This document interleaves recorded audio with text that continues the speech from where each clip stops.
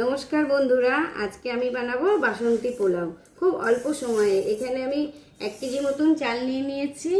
এখানে অল্প পরিমাণ লবণ দিয়ে নেব, আর একটু হলুদ দিয়ে নেব, একটু ঘি, আর এখানে কাজু আর কিশমিশটা ভেজে রেখেছিলাম ওটাও সবটা দিয়ে অল্প পরিমাণ একটু সাদা তেল দিয়ে আমি ভালোভাবে মাখিয়ে নেব। আমি ভালোভাবে দেখেন মাখিয়ে নিয়েছি। আমি এখানে একটা হাঁড়ি বসিয়ে নিয়েছি। হাঁড়ির মধ্যে তেজপাতা, এলাচ, গরম মশলা গোটা আর লবঙ্গ দিয়ে নিয়েছি। এখানে আদা জিরে পেস্টটা দিয়ে আমি একটু কষে নেব। আমি এখানে মশলাটা কষে নিয়েছি। এবার যে চালটা মাখিয়ে রেখেছিলাম ওটা দিয়ে ভালোভাবে আর একটু ভেজে নেব।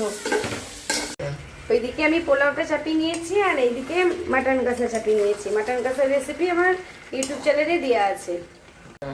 এখানে আমি গরম জল করে রেখেছি, গরম জলটা দিয়ে দিলাম। আপনাদেরকে পরিমাণ করে জলটা দিতে হবে। এখানে আমার 1 কেজি মতন চাল, তাই আমি 8 কাপ মতন জল দিয়েছি। চালটা আমার অনেকটা সিদ্ধ হয়ে গেছে। এবার আমি চিনিটা দিয়ে নিব আর খানিকটা ঘি দিয়ে নিব, আর এখানে পোলাও মশলা দিয়ে নিব। আমার ঘরে ভাজা আজকে মশলাটা ফুরিয়ে গেছে, তাই প্যাকেটে দিলাম। পোলাওটা আমার পুরো রেডি হয়ে গেছে। দেখেন কত সুন্দর ঝরঝরে ভাব, ছাড়ালেই ঝরঝরে হয়ে যায়। একদম পারফেক্ট আমার পোলাওটা রেডি হয়ে গেছে। যদি রেসিপিটা আপনাদের ভালো লেগে থাকে আমার চ্যানেলটা সাবস্ক্রাইব করে আমার পাশে থাকবেন। নমস্কার, ভালো থাকবেন, সুস্থ থাকবেন।